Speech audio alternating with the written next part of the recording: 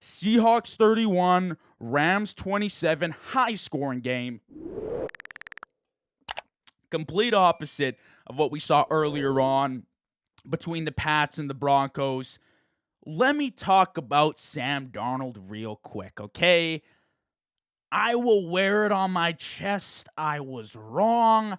I liked Sam Darnold. I just didn't trust him in the playoffs. And I'll eat my words right now. I owe Sam Darnold a huge apology. And so do a lot of people. Because in the big moment, the guy delivered. Well done. Well done. I didn't think he was going to do it. I thought he would have a costly turnover, but the guy proved me wrong. And I'll eat my words and I'll say I was wrong. This guy shocked the world. Shout out Sam Darnold.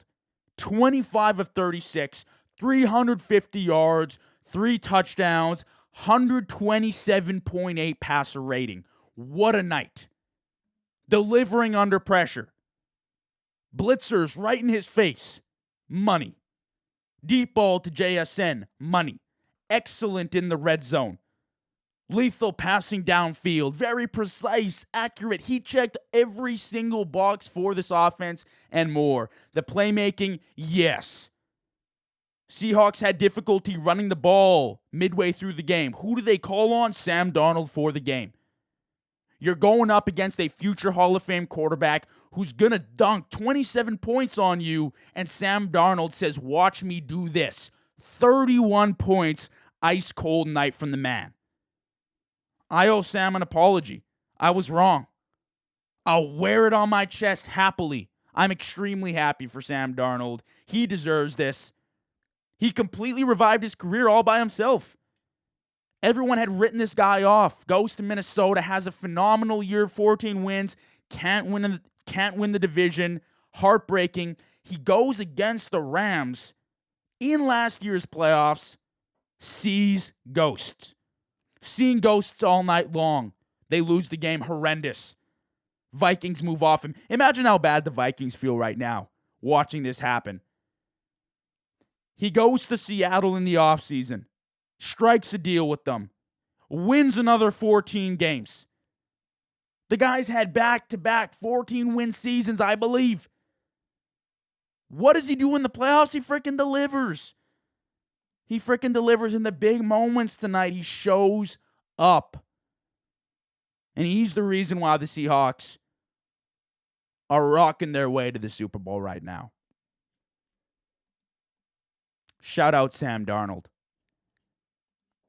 Now, here come the lessons I was talking about. I referenced early on in this episode that this was a night of lessons. I feel like I learned a lot. I feel like as fans, everyone should understand a few key aspects of the playoffs.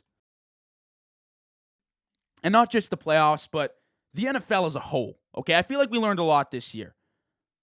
Speaking of Sam Darnold, talking about quarterbacks, you can't give up on a young QB. Especially first-round draft picks, because they were drafted there for a reason. Because they have the talent to be amazing. You just need to develop them. There is a severe lack of development for young QBs in this league. Coaches are constantly on the hot seat, so they are rapidly trying to find the solution to keep them employed for the team they're working for, especially head coaches. And they will make cutthroat decisions even if it hinders the development of a QB. When you're a poverty organization like the Jets and you draft Sam Darnold, that will not automatically fix your identity, fix your team, fix your culture, fix whatever you want to fix. Sam Darnold was thrown into trash. He was tossed to the wolves, forgotten about. Who cares? He revives his career in Minnesota. And in Seattle, he's now made a Super Bowl before Lamar Jackson, before Josh Allen. You can't give up on young QBs. How many examples of this have we seen recently? Baker Mayfield, notable example. Daniel Jones this season, notable example. We have seen how many young QBs given up on, overlooked, tossed to the side, because teams don't want to develop. Teams draft QBs either as projects or as young players and expect them to immediately translate into prime, peak NFL form. It takes time. Look at Drake May last year. He didn't have a phenomenal season. The guy wasn't out there slinging 30 TDs, 5,000 yards. What if New England just gave up on him? Now, that would be completely irrational, but you understand what I'm saying. QBs take time. Josh Allen took years to develop into the quarterback he is today. Lamar took years to become the passer he is today. Now, that was due to different OCs, that was due to different play calling, whatever you want to call it, but you understand the point. Quarterback development is crucial, and you need young coordinators, young head coaches with time, with patience to develop these guys and believe in them. And you also need GMs who set the pieces up properly around them to succeed. We are so quickly moving on from QBs in the league. We are so quickly making judgments. This guy sucks. This guy's no good. He's not a franchise QB. I'm guilty of it too. I'm not out here blaming you or everybody else and not myself. Me too. I've watched QBs for 6 weeks and said, yeah, they can't do it. That's unfair. Because at the end of the day, especially if you're drafted in the first round, there's a reason why. Because scouts, teams, organizations, coaches, they see the talent. They see the vision. That doesn't just disappear. Now, once in a while, don't get me wrong, you'll get your quarterback that just doesn't fit, doesn't work, not suited for the NFL. But more times than not, I'd like to believe the talent is there. You just need the right coaching. You need the right team. You need the right system. You need the patience to sit them down and say, hey, we're going to work with you genuinely 4 years. We don't expect you to be this Superman character within a year or two that leads us to the Super Bowl. We're going to give you time. And unfortunately, teams that draft QBs early, they're usually bottom of the barrel. Look at Sam Darnold. Jets went to Carolina. Both those franchises for a very long time have stunk, especially the Jets. It's easy to get forgotten about. But good on Sam Darnold for keeping his head high. Kept on chugging. Goes to Minnesota, prove it deal, bam, proves it. They don't want him. Seattle will take him. Super Bowl. Super Bowl. Proved me wrong. Proved a lot of people wrong. Shout out Sam Darnold. Keep developing your QBs. Now, on to the next lesson I learned from the Seattle game. Really from the whole season again. I think NFL fans are evolving.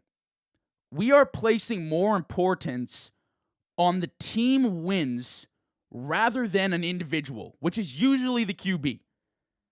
I think quarterbacks are being devalued, for lack of better terminology, and team composition is becoming more and more important to the media and to the fans.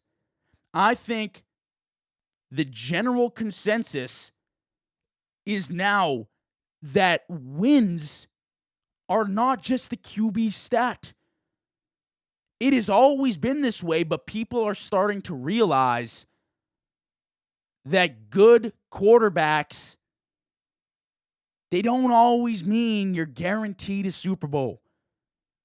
Good teams win you Super Bowls. Great defenses, great trench play, strong offensive lines, good weapons, excellent coaching. That is the key to success. And we are placing less of an emphasis on the superhero abilities of QBs, and we're now focusing on the teams that are built properly, that draft well, that build from the ground up, that make good moves in free agency, that don't just target stars, but they actually draft and develop.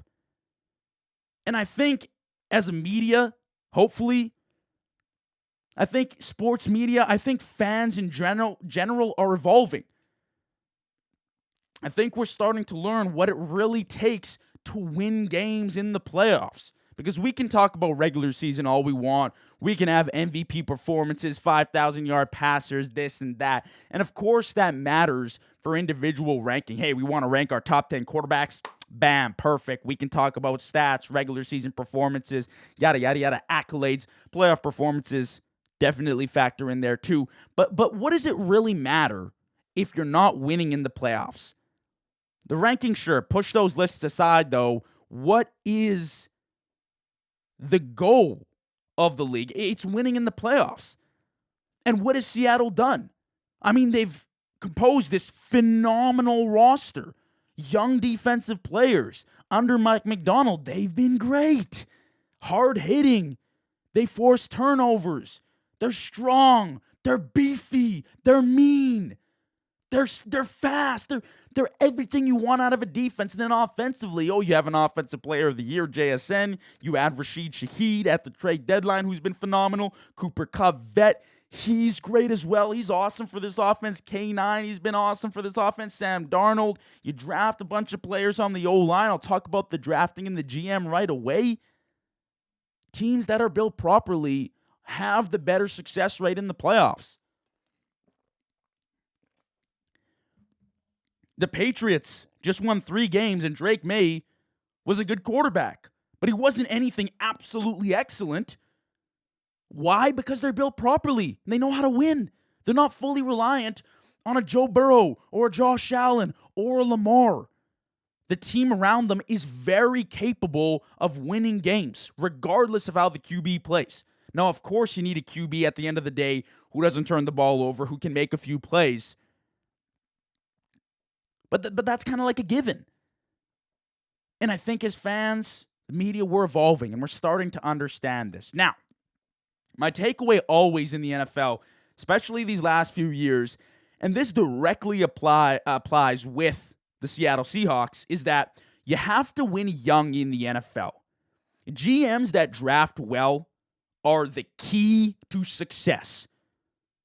Let's look at Philly last year. Howie Roseman, Quinyon Mitchell, Cooper DeJean, smashes home 2 home run draft picks, both all pros this year. He drafted, let's say, 75% of that roster last year, and the rest he made up in free agency with ballsy moves. A.J. Brown, Saquon Barkley, Zach Bond.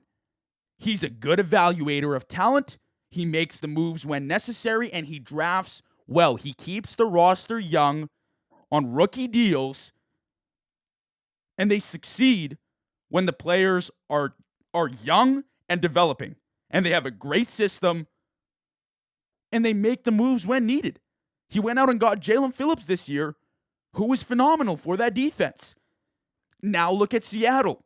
John Schneider has single-handedly won Seattle the NFC and brought them to a Super Bowl. He drafted the majority of starters and difference makers for this roster. And anything they've missed, he's gone out and addressed it in free agency, in the offseason. Goes out, gets a competent starting quarterback in Sam Darnold, who had a great year last year with the Vikings.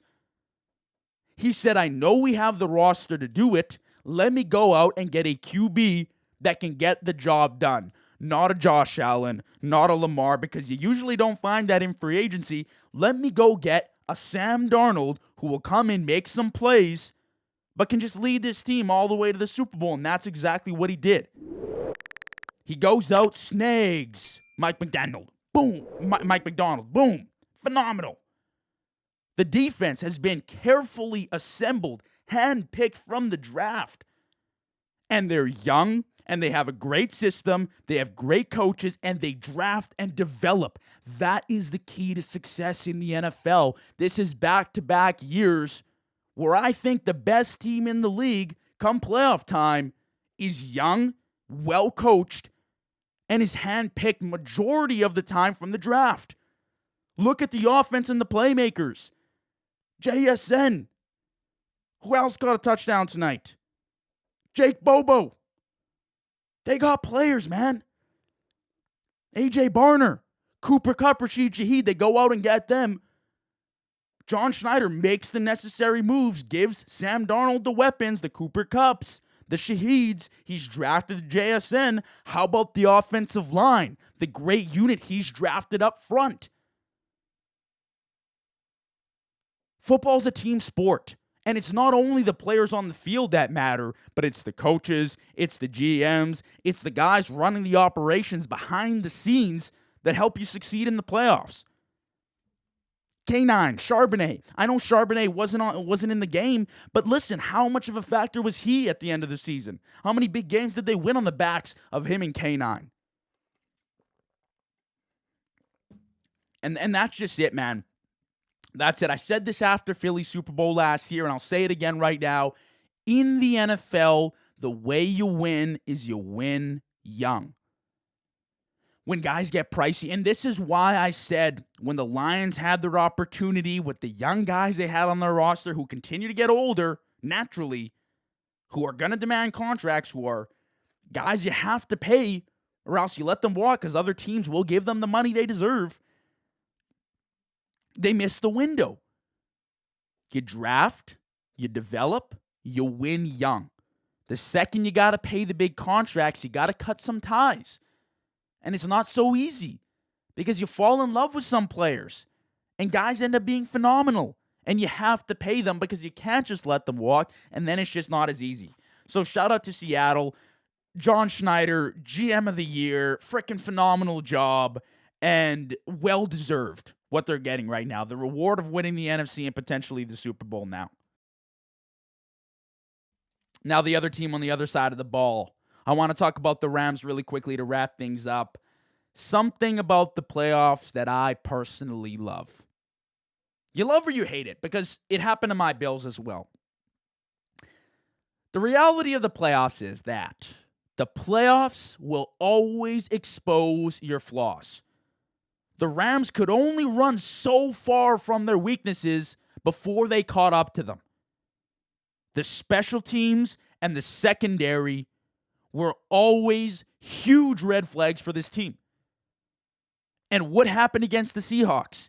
You have a costly special teams turnover. The Seahawks capitalized with a Jake Bobo touchdown.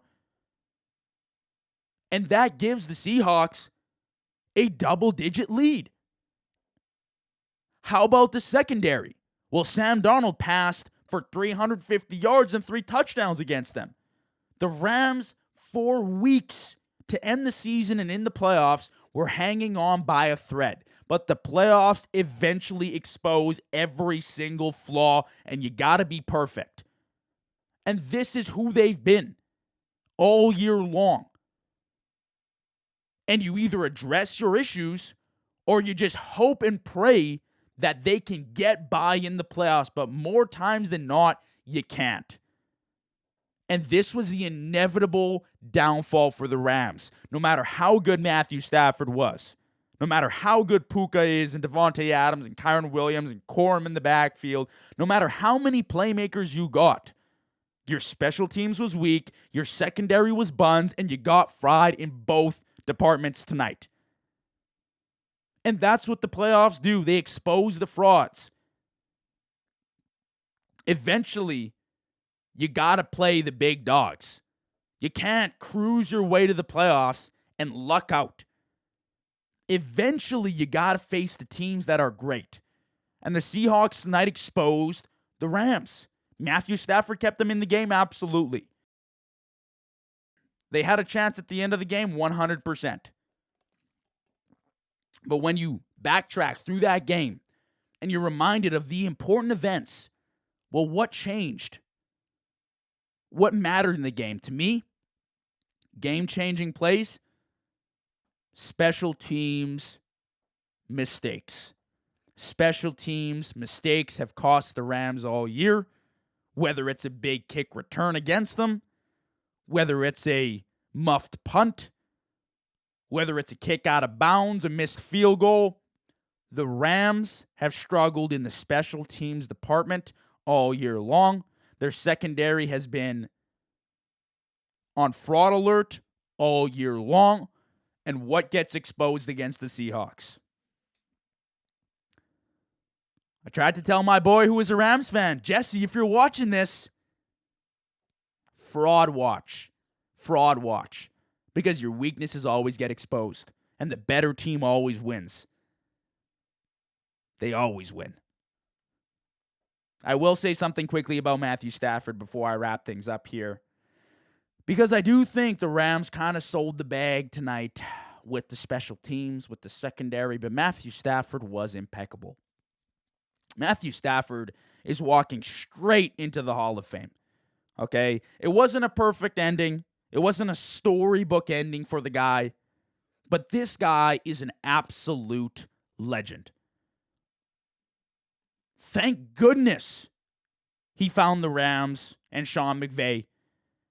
This is a QB that in big moments has always been extremely clutch. He throws for 375 yards, 3 touchdowns, a 127.6 passer rating against a great Seahawks defense. He left it all out on the field. He had a great game. At 37 years old, turning 38 in a few weeks, Matthew Stafford had arguably the best season of his career. Made plays you wouldn't even imagine he could make. You did not think he could make that 4th down conversion with his legs spinning out of a tackle. He puts the team on his back with his arm, with his legs. 37 years old. He is a living legend. Maybe he's not a top 5 QB of all time, but he deserves his respect among some of the greats. When he's brought into the NFL Hall of Fame, it will be well deserved. I think the Super Bowl with the Rams sealed it, but legendary performances like this, even if it's a loss to me, are the icing on the cake. Because you've already got your championship. You're most likely going to win your MVP this season. What else do you want from the guy? That is legendary stuff. And Matthew Stafford, at this point, he's accomplished damn near everything. Just playing for the love of the game. And yeah, it was a Rams loss. Yeah, it wasn't the season you expected, the finish you expected maybe. You go out, get Devontae Adams, who had a huge game tonight. But I have a crap ton of respect for Matthew Stafford. People didn't even know what his status was going into the year. I think it was his back that was killing him. People didn't know if he was starting week 1, if he could play. Matthew Stafford had the best season of his career. MVP stuff. At 37 years old. With a crap ton of injuries. With people not expecting him to play. Shout out Matthew Stafford. But Seahawks get the W. They're on their way to play the Patriots in the big game, the last game of the season. We get a week break. There will be more content here on the show. You better believe it.